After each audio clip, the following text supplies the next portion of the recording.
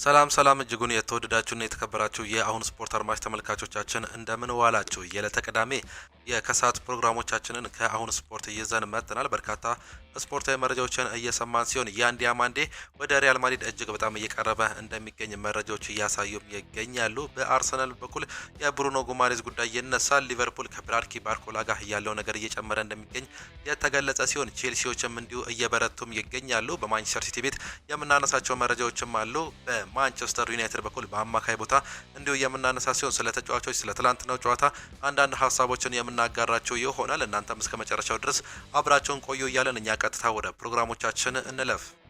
ከአርሰናል መረጃዎቻችን ስንጀምር እንግዲህ በአርሰናል በኩል የተለያዩ ነገሮች እየተነሱ ይገኛሉ። ከነዚህም መካከል ጁሊያን አልቫሬዝ ክለቡን ለመልቀቅ ባለው አቋም ከጸና ጠንካራው አማራጭ አርሰናል ነው። ምክንያቱም አትሌቲኮ ማድሪድ ከፍተኛ ገንዘብ በተጨማሪም ወዲያውኑ ተተኪ የሚሆናቸውን ቪክተር ዮጎረስን ለማግኘት ስለሚያስችላቸው ሲል ታላ ራዲዮ እያስነበበ ይገኛል። ይህ ነገር እንግዲህ በአሁኑ ሰዓት ላይ እጅግ በጣም እየተደጋገመ ይገኛል። በእርግጥ አርሰናሎች ቪክተር ዮጎረስን ይለቁታል ወይም ደግሞ በልውውጥ መልኩ ይሸጡታል ተብሎ አይጠበቅም። ነገር ግን ጁሊያን አልቫሬዝን ይፈልጋሉ። ጁሊያን አልቫሬዝ ደግሞ ፍላጎቱ ወደ ካታላኑ ክለብ ባርሴሎና መሄድ ነው። ተደጋጋሚ ተነስቷል።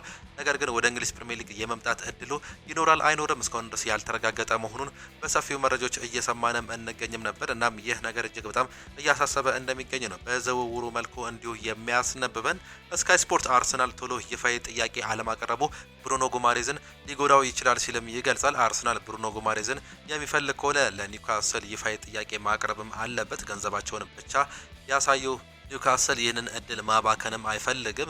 በቃ ግልጽም ነገር ነው። አርሰናል ጉማሬዝን የሚፈልጉ ከሆነ ለክለቡ ይፋዊ ጥያቄ ማቅረብም አለባቸው። እየሆነ ያለው ነገር በዚሁ ከቀጠለ ብሩኖ ጉማሬዝ ውዥንብር ውስጥ ሊከተም ይችላል። ወደ ረዥም አሰልቺ ዝውውርም ታሪክም ሊወስደው እንደሚችል ነው ስካይ ስፖርት እየገለጸም የሚገኘው። እስካሁን ድረስ ምንም አይነት ጥያቄ አላቀረበም አርሰናል። እናም ይህ ነገር እጅግ በጣም እያከበደው ይገኛል በዝውውሩም። እናም ከባድ ነገሮችን ሊመጡ እንደሚችሉ መረጃዎች በስፋትም እያመላከቱም ይገኛሉ። ብሩኖ ጉማሬዝ የመልቀቅ ፍላጎት ቢኖረውም አሁንም ድረስ ግን ይህ ነገር የመሆን እድሉ አሁን እየጠበበ እንደሚገኝ መስማትም እንችላለን። እናም ይህ ነገር የሚከብድ ከሆነ እንግዲህ ምናልባትም ዝውውሩ ሊቆምበት የሚችልበት እድል በሰፊው እየተገለጸም ይገኛል። አርሰናል እንግዲህ አሁንም ይህን ተጫዋች የግሉ ለማድረግ ቁርጠኛ ሆኖ መነሳት እንዳለበት ነው እየተገለጸ የሚገኘው። ይህም የአንድሪያ በርታ ስራ እንግዲህ እጅግ በጣም እየተንቀራፈፈ እንደሆነ መረጃዎችም እያሳዩም ይገኛሉ። ከሱም በተጨማሪ ሌሎች ተጫዋቾችን እንደ ብራድኪ ባርኮላ እንዲሁም ደግሞ ያንዲያማንዴ ያሉ ተጫዋቾች ከአርሰናል ጋር ስማቸው እየተያዘ እንደሆነም ይታወቃል። ብራድኪ ባርኮላ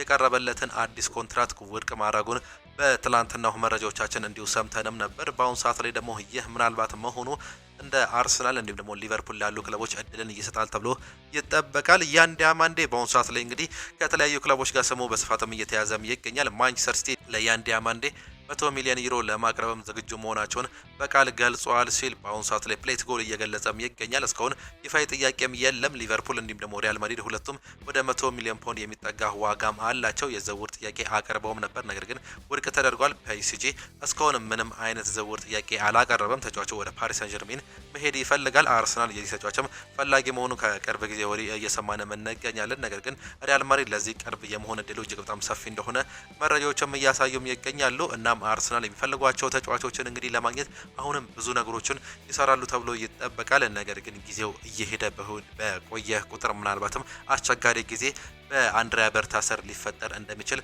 ፍንጮችም እየወጡም ይገኛሉ። ወደ ማንቸስተር ዩናይትድ መረጃዎቻችን ስናልፍ ሜል ስፖርት እንዳስነበበው ከሆነ ማንቸስተር ዩናይትድ ታይለር አዳምስን ለማስፈረም እያሰቡም ነው። ማንቸስተር ዩናይትድ በዚህ ክረምት የአማካይ ፍላጎታቸውን ለማጠናከር አማራጮችን እየፈለጉ ሲሆን ታይለር አዳምስም በዝውውራቸው ውስጥም ይገኛል። ቀያዮቹ ሰይጣኖች የአንድሬ ሳንቶስ እንዲሁም ደግሞ የዩሪ ቲሌማንስን ዝውውር ቢያጠናቅቁም አሁንም ሌላ አማካይ ወደ ስብስባቸው ለመቀላቀል ገበያውን እያጤኑም ይገኛሉ። ታይለር አዳምስም እንዲሁ የሚፈልገው ሌላው ተጫዋች መሆኑ ነው በሰፊው እየተገለጸም ይገኛል። በተለይም ይህ መረጃ እንግዲህ ከትላንት ጀምሮ እጅግ በጣም እየበዛ እንደሚገኝ ነው ከማንቸስተር ዩናይትድ ጋር እየሰማንም የምንገኘው። በቀጣዩ የውድድር ዘመን 25 ግቦችን ማስቆጠር አለበት ይላል የቀድሞ የማንቸስተር ዩናይትድ ተጫዋች ስለ ቤንጃሚን ሴስኮ ሲናገር ከማንቸስተር ዩናይትድ ጋር ትሪብል ያሳካው ድዋይት ዮርክ ስሎቫኒያዊ አጥቂ ቤንያሚን ሴስኮ በቀጣዩ የውድድር ዘመን ራሱን ይበልጥ እንደሚያሳይም እንዲሁ አሳስቧል። ቤንያሚን ሴስኮ በቀጣይ ለማንቸስተር ዩናይትድ 25 ግቦችን ማስቆጠር አለበት፣ ይህ ሊያሳካው የሚገባውም ነገር ነው በማለትም ለተጫዋቹ ግብ አስቀምጦለትም እንደሆነ ነው እየተገለጸም የሚገኘው። እንዲሁም ይህ የግብ መጠን በኮንትራቱ ላይ በግልጽ ተጽፎ ሊቀመጥም ይገባዋል ሲልም ይገልጻል። አክሎም ይህ ካላደረገ ይበልጥ ጎልቶ መታየት ይችላል፣ እንዲሁም ቡድኑን ወደሚገባው ደረጃ ማድረስም የሚችል ተጫዋች ይሆናል። ስለ ተጫዋቹ ብቃት ያነሳው ድዋይት ዮርክ እንግዲህ ይህንን የማድረጋችን ችሎታም አለው፣ ሙሉ አቅሙን ሜዳ ላይ ሳይሰሰትበት የሚሰጥበት እንዲሁም ለቡድኑ እጅግ አስፈላጊ ተጫዋችም ሲልም እንዲሁ እየገለጸው እንደሚገኝም ነው የሰማነው። ካሪክ ከተሾመ ጊዜ ጀምሮ በሱ ፕሮጀክትም አመኛለሁ ይላሉ የቀድሞ አሰልጣኝ የማንቸስተር ዩናይትድ የቀድሞ አንጋፋ አሰልጣኝ ሰር አሌክስ ቻክማን ፈርጉሰን ስለ ማንቸስተር ዩናይትድ የዝውውር ወይም ደግሞ የውድድር ዘመን ዝግጅት እንደሚከተለውም ሀሳባቸውንም ሰጥተውም ነበር። በእኔ እይታ ማይክል ካሪክ ማንቸስተር ዩናይትድን ከተረከበ ወዲህ የዚህ ታላቅ ክለብ ስራ አስኪያጅ መሆን ምን ማለት እንደሆነ ለአድናቂዎቹም አሳይቷቸዋል ሲልም ይገልጻሉ። አድናቂዎቹ ማየት የሚፈልጉትን አይነት እግር ኳስ እያመጣም ነው። እንዲህም አይነት ጥሩ እግር ኳስ መጫወትም ደስታም ነው፣ በተለይ እንደዚህ አይነት ክለብን በተመለከተ ሲልም ሀሳባቸውንም ይሰጣሉ። ከሱ ጋር ስለ አድናቂዎች ክለቡ ስለሚጠብቁበት ነገር ተነጋገር ያለው ድንቅ ታላቅ ጠቀሜታም አለው፣ ምክንያቱም ዋንጫዎችን ወደ ማሸነፍም ያማሩናል ሲልም ነው የሚገልጹት። ካሪክ ከተሾመበት ጊዜ ጀምሮ በሱ ፕሮጀክትም አመኛለሁ። ይህ ድል የስራው ሌላ ማረጋገጫም ነው። ቡድኑ ተጋጣሚዎችን አንድም ቅጽበት እረፍት አይሰጣቸውም፣ እናም በጣም ኃይለኛ ስልት በመጠቀም ያለማቋረጥ ጫናም ያደርግባቸዋል ሲልም ይገልጻሉ። በተመሳሳይ ጊዜም ማንም በመከላከል ላይ ከጨዋታው ውጪ አይሆንም፣ እናም ገና በመጀመሪያም ጊዜም አለው። እናም የውድድር ዘመኑ እስኪጀምር ጥቂት ሳምንታት ብቻ ቀርተውታል። እናም ሁሉም ነገር እንደታቀደው እየሄደ መሆኑን በማየቴ እጅግ በጣም ደስተኛ ነኝ፣ በሱ ለውጦች ደስተኛ ሆኛለሁ ሲሉ የቀድሞ የማንቸስተር ዩናይትድ ሌጀንድ አሰልጣኝ ሰር አሌክስ ቻክማን ፈርጉሰንም ነበር የተናገሩት። ማንቸስተር ዩናይትድ እንዲሁም ደግሞ አርሰናል ኦሌ ዋትኪንስን ለማስፈረም ፍላጎትም አሳይተዋል። ጆሹዋ ዚርክዚ በጁቬንቱስ እንዲሁም ሮማ ዝውውር ከፍተኛ ትኩረት እየሳበ በመሆኑ ማንቸስተር ዩናይትድ አዲስ የአጥቂ አማራጮችን በመከታተል ላይ ይገኛል ሲል መረጃው ያሳየናል። ጆሹዋ ዚርክዚ ክለቡን የሚለቅ ከሆነ ዩናይትድ ለኦሌ ዋትኪንስ ይፋዊ ጥያቄ ያቀርባል ተብሎም ይጠበቃል። ዩናይትድ እሱን እንደ ልምድ ያለው አጥቂ እንዲሁም ደግሞ ቤንጃሚን ሴስኮ እድገቱን እንዲቀጥል ሊረዳው የሚችል ተጫዋች አድርጎ ይመለከቷል ሲል ዘሰን ያስነበበው መረጃም ያሳያል። አምናም ጭምር እንግዲህ ይህ ተጫዋች ማለትም ኦሌ ዋትኪንስ ከማንቸስተር ዩናይትድ ጋር በስፋት በተደጋጋሚ ስሙ ሲያያዝ ቆይቶ እንደነበር እናስታውሳለን። እናም አሁንም ዳግም እየተነሳም ይገኛል። እናም ምናልባትም እንግዲህ ይህ ተጫዋች የሚለቅ ከሆነ እድልም አለው ሲል የገለጸ ሲሆን በተቃራኒው ደግሞ ስለ ጆሹዋ ዚርክዚ ዝውውር በተመለከተ እንግዲህ በተቃራኒው ሜን አንድ ዘገባውን ይዞ መውጣትም ችሎም ነበር። ሆላንዳዊው የማንቸስተር ዩናይትድ አጥቂ ጆሹዋ ዚርክዚ ወደ ጣሊያን ሴሪኤ ክለቦች ለመመለስ በርካታ ክለቦች ትኩረት መሳቡ ቀጥሎም ነበር። ነገር ግን ከክለቡ ቅርብ ካላቸው የመረጃ ምንጮች የሚወጡ መረጃዎች እንደሚያመላክቱት የዝውውር ጥያቄ ቢኖሩም ተጫዋቹ ከቡድኑ መውጣት ለጊዜው የሚዘገይ ይሆናል ሲሉም ይገልጻሉ። ለዚህ ዋነኛ ምክንያት ደግሞ ቤንያሚን ሴስኮ ሙሉ በሙሉ ከጉዳቱ አገግሞ ወደ ሙሉ ፊትነሱ እንዲሁም ጨዋታ ብቃቱ እስኪመለስ ድረስ ክለቡ በአጥቂ መስመሩ ላይ ስጋት ውስጥ መግባታቸው ስለማይፈልግ ይህን ነገር ለመለወጥ ሲሉ ምናልባትም ያቆይቷል የሚል እምነት አለኝ ሲልም የገለጸ ሲሆን ሜን እንዲሁ ስለ ሊሳንድሮ ማርቲኔዝም ይናገራል። ሊሳንድሮ ማርቲኔዝ በዓለም ዋንጫ ፍጻሜ ጨዋታ ላይ በመጀመሪያ አጋማሽ በጉዳት ከሜዳ ተቀይሮ በመውጣቱ ይታወስም ነበር። የ28 ዓመቱ ተከላካይ አሁን ወደ ማንቸስተር ዩናይትድ ከመመለሱ በፊት እረፍት ላይም ይገኛል። ምንም እንኳን የማርቲኔዝ ጉዳት ትክክለኛ መጠንና ገና በይፋ ባይታወቀም ጉዳቱ ከባድ እንዳልሆነና በቀሪዎቹ የቅድመ ውድድር ዝግጅት ጨዋታ ላይ ይደርሳል ተብሎ እንደሚጠበቅ መረጃዎች ያሳያሉ ሲል ሜን ደግሞም እንዲሁ ተናግሯል። ፓትሪክ ዶርጉ ይናገራል። በልምምድ ወቅት በአሸናፊው ቡድን ውስጥ የመሆን እድላቸው ሰፊ የሆኑ ተጫዋቾች ብሩኖ ፈርናንዴዝ እንዲሁም ደግሞ ጆሹዋ ዚርክዚ ናቸው ሲልም ሀሳቡን ይሰጣል። ብሩኖ በቡድንህ ውስጥ ካለ 80%ን ያሁን አሸንፋል ማለት ነው። በጨዋታዎች ላይም ተመሳሳይ ስሜት ይኖረናል ሲልም ስለ ብሩኖ ፈርናንዴዝ የተናገረ ሲሆን እሱ ሁልጊዜ አስደናቂ ፓስ ማድረግም ይችላል፣ ከርቀት መምታትም ይችላል፣ እንዲሁም ከምንም ተነስቶ ግብ ያስቆጥራል ወይም ደግሞ የግብ እድልም ይፈጥራል። እሱ ልዩ ተጫዋች ነው፣ እጅግ በጣም የሚደንቅ ተጫዋች ነው ሲል ስለ ብሩኖ ፈርናንዴዝም ነበር ሀሳቡን የሰጠው። ሌላኛው ከማንቸስተር ዩናይትድ ጋር የሚነሳው ጉዳይ ማኑ ኮኔ ከሮማ ለመልቀቅ ተዘጋጅቷል ሲል ኮር ስፖርትም ያስነብበናል። ማንቸስተር ዩናይትድ ከዓለም ዋንጫው በኋላ የፈረንሳዩን አማካይ መከታተልም ቀጥለዋል። ነገር ግን በጣም በዝግታ እየተንቀሳቀሰ ቢሆንም ኦፊሻላዊ ጥያቄ እስካሁንም አላቀረቡም። ነገር ነገር ግን ይህ ተጫዋች ምናልባትም ወደ እንግሊዝ ፕሪሚየር ሊግ የመምጣት እድልም አለው። ተጫዋቹም የመልቀቅ እድሉ እጅግ በጣም እየሰፋ ይገኛል ሲሉ መረጃዎችም በስፋትም እያመላከቱን የሚገኙት መረጃም ያሳያሉ። ማንቸስተር ዩናይትድ አሁንም ቢሆን እንግዲህ እንደ አሌክስ ስኮት፣ ካርሎስ ባሌባ ያሉ ተጫዋቾችን እየተመለከተ ይገኛል። ነገር ግን የትኛው ተጫዋች ወደ ማንቸስተር ዩናይትድ እየመጣል የሚለው ምንም እየተረጋገጠ ነገርም የለም። እናም እድላቸውን ለመሞከር እንግዲህ የተለያዩ እንዲሁ እድሎችን ለመሞከር ፍላጎት እንዳላቸው በማንቸስተር ዩናይትድ በኩል እየሰማንም እንገኛለን። ወደ ማንቸስተር ሲቲ መረጃዎቻችን ስናልፍ ደግሞ ማንቸስተር ሲቲ የተጫዋቹን ውል በይፋም አራዝሟል። ማንቸስተር ሲቲ የኋላ መስመር ተሰላፊ የሆነውን አብዱልካድር ኩሳኖቭን ኮንትራት ለተጨማሪ ዓመታትም አራዝመዋል። የ22 ዓመቱ ተከላካይ አብዱልካድር ኩሳኖቭ በማንቸስተር ሲቲ ውሉን እስከ 2031 ድረስ ማራዘሙም ነው የተገለጸው። ተጫዋቹ ማንቸስተር ሲቲ ካሉት ጥሩ የኋላ መስመር ተጫዋቾች መካከል አንዱ ሆኖም ይገኛል። ኩሳኖቭ ከፊርማ በኋላ አሁን ላይ አዲስ ፈተና አለኝ፣ ለኤንዞ ማሬስካ ራሴት ማሳየትም አለብኝ፣ ያንን ለማድረግም ቁርጠኛ ነኝ ሲል ከፊርማ በኋላ መናገሩንም ነው የሰማነው። ኤንዞ ማሬስካም ሲናገሩ ደግሞ እንግዲህ ሀሳባቸውን ሲሰጡ የሲቲ ክስ በፍጹም አያስጨንቀኝም ሲሉ መናገራቸውንም ሰምተናል። የማንቸስተር ሲቲው አሰልጣኝ ኤንዞ ማሬስካ ክለቡ ያለበት ከ100 በላይ ክስ እንደማያስጨነቃቸው የተናገሩ ሲሆን ስለ ክሱ የተጠየቁት ኤንዞ ማሬስካ ከ3 ዓመታት በፊት እዚህ ነበርኩኝ፣ ተመሳሳይ ወሬም ነበሩ፣ አሁንም አሉ ሲልም ነው የገለጹት። ነገር ግን እስካሁን ድረስ ምንም የተፈጠረ ነገርም የለም፣ ጉዳዩ ገና እየታየም ይቀጥላል ሲሉ ጨምረው እየተናገሩ ሲሆን ክሱ በፍጹም አያስጨንቀኝም ያሉት ኤንዞ ማሬስካ ክለቡ የሚሰራበት መንገድ እንዲሁም ደግሞ ያለው አደረጃጀት ምን ያህል ጠንካራ እንደሆነ እያሳየን ይገኛል። ይህ ደግሞ ለእኛ አስጨናቂ አይደለም ሲሉ ሀሳባቸውን መናገራቸውንም ነው የሰማነው። በግሌ እኔ ምንም የሚያስጨንቀኝ ነገርም የለም፣ እንዲሁም ደግሞ እንደ ክለብ የሚያስጨንቀን ነገርም የለም፣ እኛ ወደፊት ብቻ ስራችንን እንቀጥላለን ሲሉም ተናግረዋል።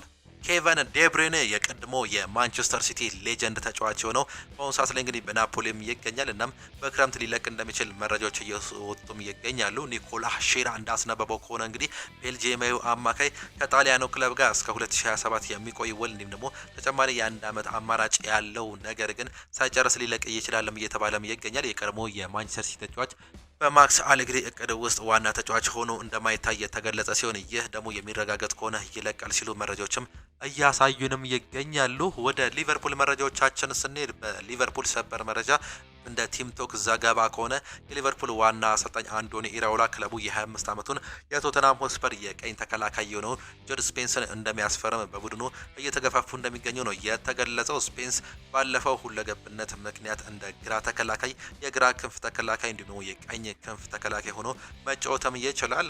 ምንጮች እንደሚያመለክቱት ከሆነም ሊቨርፑል ዝውውሩ ለማጠናቀቅ ከገፋበት ተጫዋቹ ከፍተኛ ገንዘብ ሊያወጣም ይችላል። እናም ደግሞ ሊቨርፑሎች በአሁኑ ሰዓት ላይ በትክክለኛ ቦታ እየተመለከቱት የሚገኙ ተጫዋች እሱ ነው ሲሉም ነው መረጃዎች እያሳዩንም የሚገኙት። ሌላኛው ሰበር መረጃ እንግዲህ ምናልባትም ፔድሮ ኔቶን የግላቸው ለማድረግ እንደሚፈልጉ መረጃዎች እያሳዩም ይገኛሉ። የቼልሲውን ፔድሮ ኔቶን ሊቨርፑል የማግኘት ፍላጎት ቢኖረውም ቼልሲ የመሸጥ እቅድ የለውም እየተባለም ይገኛል። ቀዮቹ የ26 ዓመቱን የክንፍ ተጫዋች እየተከታተሉ ነው። ነገር ግን ከቼልሲ ጋር እየተደራደረ ወይም ደግሞ ለድርድር የቀረበ ምንም አይነት ክለብም የለም። ቼልሲ በትክክለኛ ዋጋ ከቻለ የሚቀርብለትን ማንኛውም ዋጋ ከበድ ያለ ከሆነ ነገሩን እያጤነበት የሚገኝበት እድል አለ ሲል ስታንዳርድ ስፖርት ያስነበበ ሲሆን ሊቨርፑል የሱ ተጫዋች ቀዳሚ ፈላጊ መሆኑም መረጃዎችም እያሳዩም ይገኛሉ። ሊቨርፑል በዚህ ክረምት ቅድሚያ የሰጡት 2 የክንፍ መስመር ተጫዋቾች እንዲሁም ደግሞ የቀኝ መስመር ተከላካይ ተጫዋች ማስፈረም እንደሆነ ዘ ጋርዲያን እያስነበበ ይገኛል። ቪክተር ሙኖዝን ፈርሟል። እናም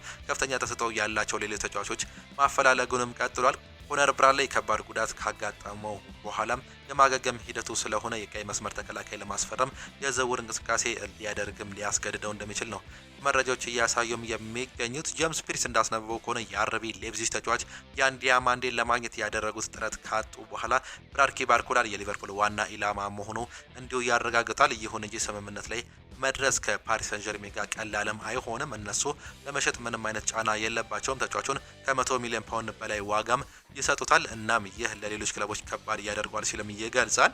ጀርሚ ጃኩዌት ይናገራል። በሊቨርፑል ስላለፈው የመጀመሪያዎቹ ጥቂት ሳምንታት እንዲህ ሲልም ነበር የተናገረው። በጣም ጥሩ ነው። እዚህ ከደረስኩበት ጊዜ ጀምሮ ሁሉም ነገር በጣም ጥሩ ተከናውኗል። ሁሉም ነገሮች፣ መገልገያዎች፣ ሆቴሉ እንዲሁም ደግሞ ሁሉም የልምምድ ሜዳዎች በደንብ አውቄያቸዋለሁ። ለጨዋታው እንደዘጋጀም ለመርዳት ሁሉንም በጣምም ጥሩም ናቸው። ጃኩዌት እስካሁን ድረስ ከየትኛው ተጫዋች ጋር ብዙ ጊዜ እንዳሳለፈም ተጠይቆም ነበር። ሁሉንም ለማወቅ ጊዜም ወስዶብኛል፣ ነገር ግን ከጆቫኒ ሊዮኒ ጋር ብዙ ጊዜም አሳልፍ ያለው በተጨማሪም ከሁጎ ኤኪቲኬ ጋር ብዙም አሳልፍ ያለው ነገር ግን ከነዚህ ሰዎች ጋር በስተቀር ከሁሉም ጋር ብዙም አሳልፍ ያለው ዋነኛው ቢሆንም በነገራችን ላይ ከማይወደኝ ፍሪምፖንግ ጋርም ብዙ ጊዜ አሳልፍ ያለው ሲል እንዲሁ በቀልድ መልክም መናገሩንም ነው የሰማ ነው። የሊቨርፑል ተጫዋች ከሆነበት ጊዜ በኋላም ሲናገር እንግዲህ ከደጋፊዎች ጋር ብዙ መልእክቶችም ደርሰውኛል። እናም ከዚህ ላመሰግናቸው እፈልጋለሁ። ወደ ክለቡ ከመድረሴ በፊት እንዲሁ እንኳን ደህና መጣ መልእክቶችን ተቀብዬም ነበር። እናም ይህ ክለብ በጣም የማከብረው የምወደው ክለብ ነው ሲልም ይገልጻል። ሊቨርፑል የያን ዲያማንዴ ዝውውር አለመሳካቱን ተከትሎ ብራድሊ ባርኮላን የመጀመሪያ ኢላማ ማድረጉን ነግረናቸዋል። ይሁን እንጂ ፓሪስ ሳን ጀርሜን ተጫዋቹን ለመሸጥ ፈቃደኛ አለመሆኑም ነው የተዘገበው። እንዲሁም የተጫዋቹ ዋጋ እጅግ ከፍተኛ መሆኑ ነው እየተገለጸ የሚገኘው። በሌላ በኩል ሊቨርፑል አነስተኛ ዋጋ ያለውን የሞናኮን ተጫዋች ማግነስ አክሊቾሽን መጠየቅ ነው እየተገለጸም የሚገኘው። የብራድሊ ባርኮላ ዝውውር ለረጅም ጊዜ ከተስተጓጎለ ሊቨርፑል በገበያው ላይ ሌሎች አማራጮችን እያጣም እንደተዘገበ ነው መረጃዎች የሚያሳዩት። ይህ በእንዲህ እንዳለ እንግዲህ ፍሬድሪኮ ኬዛ የሚለቅ ከሆነ ሊቨርፑል ተጨማሪ አጥቂ ሊያመጣ እንደሚችልም እየተገለጸ ይገኛል። ነገር ግን በአጥቂ ቦታ ላይ ሙሐመድ ሳላን እንኳን ማን ይተካዋል የሚለው ነገር እስካሁን ድረስ የተረጋገጠ ጉዳይም አይደለም። እናም ሊቨርፑል እጅግ በጣም ጭንቀት ውስጥ ሊገቡ እንደሚችሉ ነው መረጃዎችም የሚያሳዩት። ወደ ሪያል ማድሪድ መረጃዎቻችን ስናልፍ ደግሞ ያን ዲያማንዴ ለሪያል ማድሪድ ጋር ሊቀላቀል እንደሚችል ጆዜ ፌሊክስ ዲያዝ እየዘገበም ይገኛል። ሪያል ማድሪድ እና አርቢ ሌፕዚግ መካከል የሚደረገው ስምምነት ሊጠናቀቅም በጣም ተቃርቧል ሲልም ይገልጻሉ። ተጫዋቹ በግል ደረጃ እሽታውንም ሰጥቷል። ያን ዲያማንዴ ከ115 እስከ 120 ሚሊዮን ዩሮ የዝውውር ሂሳብ በሪያል ማድሪድ ሊቀበልበት እንደሚችል ነው እየተገለጸም የሚገኘው። ዝውውሩ እስካሁን ሙሉ ለሙሉ አልተጠናቀቀም፣ ነገር ግን ለመጠናቀቅ በጣምም ተቃርቧል። ተጫዋቹ ለዝውውሩ አረንጓዴ መብራቱንም ሰጥቷል። ወደ ስፔን በመጣም እንዲሁ ሪያል ማድሪድን መቀላቀል እንደሚፈልግም ነው እየተገለጸም የሚገኘው። ሪያል ማድሪዶች እንግዲህ ከያን ዲያማንዴ ውጪ በአማካይ ስፍራው ላይ ራሳቸውን እንደ ልዩ ተጫዋች አድርገው የሚመለከቱት በአሁኑ ሰዓት ላይ ሮድሪን ለመውሰድም እንግዲህ ፍላጎት እንዳላቸው ሮማን አልቫሬዝም እያስነበበም ይገኛል። ሮድሪ ባላንዶሩን ከማሸነፉ በፊት ጀምሮ በሪያል ማድሪድ ለመቀላቀል ለአመታት ሲያቅደም ቆይቷል። ተጫዋቹ በታሪክ ከተነሱ ታላላቅ አማካዮች አንዱ በመሆኑ ስሙንና ታሪኩን በቋሚነት ማስመዝገብም ይፈልጋል። ወደ ሪያል ማድሪድ የሚያደርገውን ዝውውር ደግሞ ለዚህ ዓላማው ፍጹም ተስማሚ እንደሆነም እንደሚያመንም ነው እየተገለጸም የሚገኘው። በቪኒሲየስ ጁኒየር ኮንትራት ዙሪያ ደግሞ የወጡ መረጃዎችን ስንመለከት እስካሁን ድረስ ምንም አይነት አዲስ እንቅስቃሴም የለም። የተጫዋቹ ወኪሎች ሪያል ማድሪድ ያቀረበው ጥያቄ አሻሽለው እንዲያቀርብ እየጠበቁም ይገኛሉ። ያም ሆነ ይህ ቪኒሲየስ ጁኒየር በዚህ የዝውውር መስኮት ከክለቡ የመልቀቅ ምንም አይነት እቅድም የለውም፣ ይቆያለም ነው እየተባለም የሚገኘው። ማድሪድ ከማንቸስተር ሲቲ ጋር ስምምነት ላይ ከደረሰ ሮድሪ ክለቡ የሚቀርብለትን ማንኛውም ጥያቄ ለመቀበልም ዝግጁ ነው። ተጫዋቹ ለገንዘብ ጉዳይ ምንም አይነት ትኩረትም አይሰጥም። ዋናው ፍላጎቱ ሪያል ማድሪድን መቀላቀል እንዲሁም ደግሞ የሪያል ማድሪድን ባጅ መልበስም ብቻ ነው። ወደ ክለቡ ለመዘዋወርም አስፈላጊውን ነገር ሁሉ ለማዘጋጀት ዝግጁ መሆኑን ነው እየተገለጸም የሚገኘው። ናም ሪያል ማድሪዶች በአሁኑ ሰዓት ላይ እጅግ በጣም እየተጠናከሩ እንደሚገኙ መረጃዎች እያሳዩም ይገኛሉ። ማን ወደ ሪያል ማድሪድ ይመጣል? ያን ዲያማንዴ ወይስ ደግሞ ሪያል ማድሪዶች በአማካይ ስፍራ ቦታ ላይ የ29 ዓመቱን ሮድሪን እንዲሁ በስፔን ሊያከትሙት ይችሉ ይሆን? እስካሁን ድረስ ያልተመለሰ ጥያቄ መሆኑን ነው እየሰማንም የምንገኘው። ከዚህም በተጨማሪ እንግዲህ ወደ ባርሴሎና መረጃዎቻችን ስናልፍ ደግሞ በባርሴሎና በኩል እንግዲህ አሁንም የሚነሳው ጉዳይ የጁሊያን አልቫሬዝም ጉዳይ ነው። ጁሊያን አልቫሬዝ አሁንም የመልቀቅ ፍላጎቱ እጅግ በጣም ከፍ ማለቱ ነው እየተገለጸም የሚገኘው። እናም ይህ ነገር ምናልባትም እንግዲህ የዝውውር ሁኔታውን እንደ አዲስ ሊያገረሽበት የሚችልበት እድል እንዳለ እየተገለጸም ይገኛል። ተጫዋቹ የልቀቅኝ ጥሪን እንግዲህ ካነሳ ኦልሞስት 2 ወር ሊሞላው ነው። እናም ክለቡ ግን ወደ ባርሴሎና የመልቀቅ ምንም አይነት ፍላጎትም የለውም። በዚህ ክረምትም ከነጭራሹ አይለቅም ሲሉ እየገለጹም ይገኛሉ። ነገር ግን ተጫዋቹ ወደ አድማ የሚያመራ ከሆነ ምናልባትም ወደ አርሰናል እንዲሁም ደግሞ ፓሪስ ሳን ዠርሜን የመሳሰሉ ክለቦች ሊለቁት ይችላሉ እንጂ በዛው በሪያል ማድሪድ እና በባርሴሎና ቤት እሱን ማየት እንደማይፈልጉ ደጋግመው እያነሱም ይገኛሉ። ይህም ለሚፈልገው ለአርሰናል እጅግ በጣም ትልቅ እድል እየሆነ እንደሚገኝ መረጃዎችም እያሳዩም ነው የሚገኙት። ፌራን ቶሬዝ ታላቅ ተጫዋች ነው ሲሉ ዶናልድ ትራምፕ ይናገራሉ። አሜሪካዊ ፕሬዚዳንት ዶናልድ ትራምፕ ስፔናዊ አጥቂ ፌራን ቶሬዝ ታላቅ ተጫዋች ሲሉ አወድሰውታል። በፍጻሜው የስፔን እድል ያስቆጠረው ፌራን ቶሬዝ ከቀናት በፊት እድሉን ሲያከብር የዶናልድ ትራምፕን አይነት ኮፍያ አድርጎም ነበር። ተጫዋቹ ባደረገው ኮፍያ ላይ ሜክ ስፔን ግሬት አጌን የሚል ጽሁፍ እንዲህ አድርጎም ነበር። ዶናልድ ትራምፕ ስለ ክስተቱ ተጠይቀው ያደረገውን ሜክ አሜሪካ ግሬት አጌን ኮፍያ አይቼዋለሁ። እሱ ታላቅ ተጫዋች ነው በማለትም ተናግሯል። በጣም በጥሩ ጎኑ አስቦ እንዳደረገው አስባለሁ። ጥሩ መልእክት ነው ያሳየው። ያደረገውንም አድነቅ ያለው ሲሉ መናገራቸውን እየሰማን ሲሆን ፌራን ቶሬዝ ያንን ካደረገ በኋላ በስፔን ካሉ ሁሉ ጎራ ፖለቲከኞች ድጋፍ እንዲሁም ደግሞ ትችትን እያስተናገደ እንደሚገኝ መረጃዎችም እያሳዩም ይገኛሉ። አሁን በሰማነው መረጃ ደግሞ ሪያል ማድሪድ ለኦሬል ሹዋሜኒ በሩን ከፍቷልም እየተባለም ይገኛል። ሪያል ማድሪድ ለማስፈረም እንግዲህ በተለይም ማንቸስተር ዩናይትድ ድርድሩን ለመጀመር እጅግ በጣም እንደሚፈልግ ከዚህ በፊትም ተገልጾም ነበር። ሆኖም የኦሬል ሹዋሜኒ ደሞዝና የዝውውር ሂሳብ የማንቸስተር ዩናይትድን የበጀት ቁጥጥር ስርዓት ሊያናጋ እንደሚችልም ተገልጿል። በተለይም ዩናይትድ ለሼሽኮ ተተኪ የሚሆን ግብ አግቢ እንዲሁም የመስመር ተጫዋችን ማስፈረም በሚፈልጉበት በዚህ ሰዓት ምናልባትም ይህ ተጫዋች እጅግ በጣም ከፍተኛ ገንዘብ ይጠይቃል ተብሎ እየተገለጸም ነው የሚገኘው። ነገር ግን ይህ የሆነበት ዋነኛ ምክንያት እንግዲህ በተለይም ሮድሪ ወደ ሪያል ማድሪድ የሚሄድ ከሆነ ያለ ጥርጥር ኤድዋርዶ ካማቪንጋ ወይም ደግሞ እሱ የመውጣት እድል እንዳላቸው ነው በስፋትም እየተገለጸም የሚገኘው። እናም ይህ ነገር ምናልባትም ይከብዳል ተብሎ እንደሚገለጽ መረጃዎችም አሳዩን። ሊዮኔል አንድሬስ ሜሲ ለብራዚል ብሔራዊ ቡድን ሊጫወት ይችል እንደነበረ የሚያሳዩ አስገራሚ ታሪካዊ የዘር ሐረግ ግንኙነቶች መኖራቸው እየተገለጸም ይገኛል። ይህም በሰበር መልኩ ነው እየሰማንም የሚገኘው። እንደ ብራዚሉ ግሎቦ ስፖርት እንዲሁም ደግሞ እንደ ጣሊያኑ የታሪክ ምሁር ፊዮሬዞ ሳንቲኒ ጥናት መሰረት ከሆነ ሊዮ በትውልድ ሀገሩ ላይ ለጣሊያናዊ በተጨማሪም ብራዚል ላይ አለበት እየተባለም ይገኛል። ጉዳዩ እንዲህ ነው። የሜሲ ቅድመ አያት ከጣሊያን ወደ ብራዚል በመሰደድ በሳንቶስ ወደብ በኩል የገቡ ሲሆን በዚያ በብራዚል ሳኦ ፖሎ ግዛት ላይም በግብርና ላይም ተሰማርተውም ቆይተዋል። በዚህም ቆይታ የሜሲ ታላቅ አያት ፍሬድሪኮ ኮቺቲኒ በዛው ከተማም ተወልዷል። ይሁን እንጂ የቤተሰብ ቆይታው ብራዚል አጭር በመሆኑ ፍሬድሪኮ እድሜው 1 ዓመት ብቻም እያለ በቤተሰቡ አርጀንቲና ሮዛሪዮ ከተማ መዘውራቸው ነው መረጃዎች እያሳዩም የሚገኙት። ታዲያ ይህ በታሪክ የዘር ሐረግ ሲታይ የቤተሰብ የተወሰነ ክፍሉ ላይ በጣሊያን መነሻ አድርገው ሁሉም ብራዚል የትውልድ ሐረግ እንዳለውም ገልጿል። ግሎቦ አክሎም ሜሲ ለብራዚል መጫወት የሚያስችለው እድል ነበረም ሲልም ነበር በአሁኑ ሰዓት ላይ ያወጣው መረጃም እያሳየንም የሚገኘው። ብሩኖ ጉማሬዝ አርሰናልን መቀላቀል ይፈልጋል ሲል ሜል ስፖርት አሁንም ደግሞም ያሳያል። ወደ አርሰናል የመዘዋወር ፍላጎቱን ለኒውካስልም አሳውቋል። እናም አሁን ላይ የሁለቱ ክለቦች ስምምነት ላይ እንዲደርሱም ተከናውኗል። ስምምነቱን ለማጠናቀቅ ወደ 75 ሚሊዮን ፓውንድ የሚጠጋ ገንዘብን በቂ ሊሆን እንደሚችል ይታመናል ሲሉ በአሁኑ ሰዓት ላይ የሚወጡ መረጃዎች በስፋትም ያመላክታሉ። ነገር ግን አሁንም ቢሆን እንግዲህ የአርሰናል መቆየት ምናልባትም ይህን ነገር ያገረሽበታል፣ ከፍተኛ ገንዘብ ያስጠይቅበታል እየተባለ እንደሚገኝ መረጃዎችንም አሳየን። እጅጉን የተወደዳችሁና የተከበራችሁ የአሁን ስፖርት አድማጭ ተመልካቾቻችን ለዛሬ ነበረን ስፖርታዊ መረጃዎቻችን ይህንን እየመስሉ ነበረ። ፕሮግራሞቻችንን እንዴት አያችኋቸው? ሀሳብ አስተያየታችሁን ኮመንት ቦክስ ላይ ልታጋሩን ትችላላችሁ። የዛሬ የአሁን ስፖርት የከሰዓት ፕሮግራሞቻችን በዚሁ የሚጠናቀቁ ሲሆን በነገው የጠዋት ፕሮግራሞቻችን እስከምንገናኝ ድረስ ግን ቻው ቻው፣ መልካም ጊዜ፣ መልካም ምሽት ይሁንላችሁ።